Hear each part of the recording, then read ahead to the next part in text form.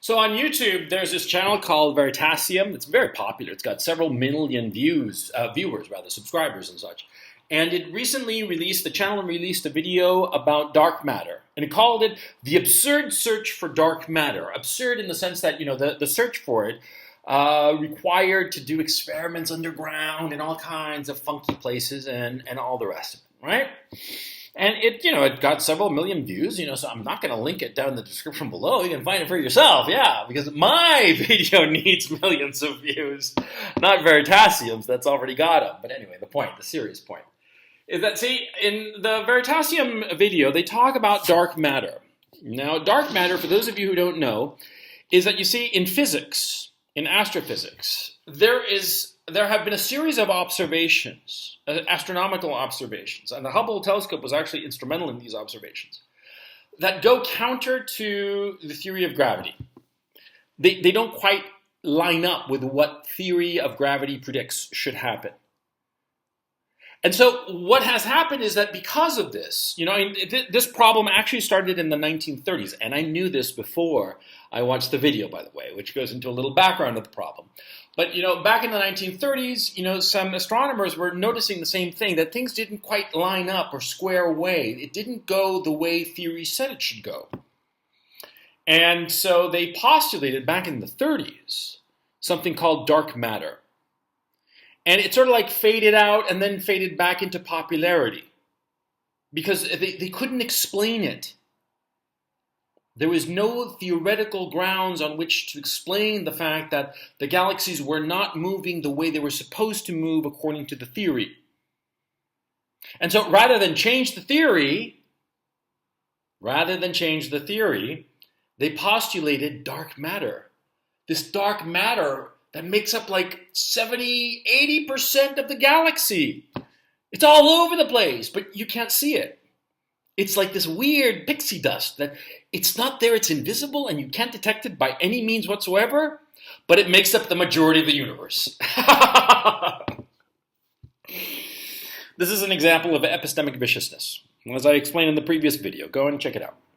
See, the physicists, and people who know this about physics hasn't really advanced very much in close to a century. Ever since really, the advent of the nuclear weapons, theoretical physics, has not really advanced. And it's spiraled into this closed loop. There are no advances in theoretical physics, and you have this kind of nonsense where they start postulating things and insisting that they exist, where there's no evidence for it whatsoever, and it accounts for a majority of the matter in the universe. This dark matter is supposed to be it, dark matter. And then there's dark energy, of course. Let's not even go into that ball of wax, right? And of course, it's because they don't want to change the theory. Because so many people's jobs depend on the theory. So many careers have been built on the theory of gravity. And so to say, oh, it doesn't work, basically means that all these people with PhDs, right, they learn shit that was make-believe, that was made up. It's not real. And that's the problem. The longer this problem goes on, insofar as physics being unable to explain reality, and it starts to devolve into these stupid theories of dark matter and dark energy, which is, the equivalent of 19th century when they came up with the ether, that out there beyond the atmosphere of the earth, there was ether. We laugh about it now because it was funny, okay? But at the time, they took it very seriously. As seriously as today, they take dark matter and dark energy. And it is serious because these people's jobs depend on this. And this is an example of a very important science, a hard science, a math science, that has fallen for epistemic viciousness.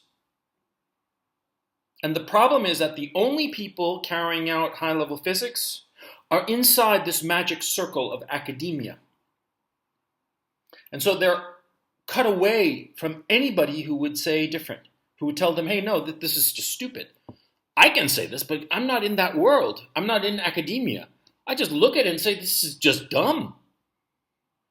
But they're all there, emperor new clothes like, insisting on dark energy, dark matter, and they create all of these experiments, which, by the way, companies or foundations pay good money for. And so all of a sudden, everybody has an incentive to make sure that this shit exists. Because if a foundation approves a grant for several $1 million for some experiment that will find allegedly this dark matter, then the guy who approved that check, he better come up with something. He can't say, oh no, it was all just bullshit. He can't say that. So what do they say? They say, oh, the experiment failed. They don't say, we were pursuing an ephemera, something that doesn't exist. No, they can't say that. Their reputations, their jobs depend on them saying, no, it's not that dark matter doesn't exist, it's that our experiment was not successful in finding it, so we have to do another experiment.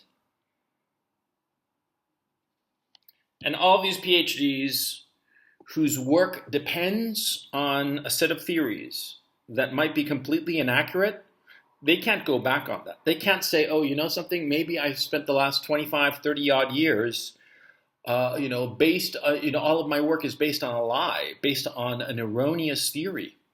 They can't say that. They can't. And since physics at this time has no practical application, because rather than pursue something of practical utility, physics just decided to go up its own ass, literally, okay? They didn't pursue, say, fusion, nuclear fusion. That would be actually of practical utility. If you could figure out how to do nuclear fusion and put all of your effort into finding the theoretical way to do it properly, efficiently, then you'd have something. But there's a little bit of it that's going in that direction, but a lot more of it is going into all this theoretical bullshit. And of course, what happens is that a lot of people inside the world of academic physics, those people who are inside the circle of epistemic viciousness, see, they look down on the practical applications of physics. They want it to be highfalutin, more serious. You see? And so this is an example of epistemic viciousness in, hard science. We're talking physics. We're talking, stuff that's, all about numbers and equations and shit, all good and solid, right? It's about the fucking universe. They're talking about the universe, but they're making shit up because their theories don't work. This is epistemic viciousness in physics. Understand what's going on.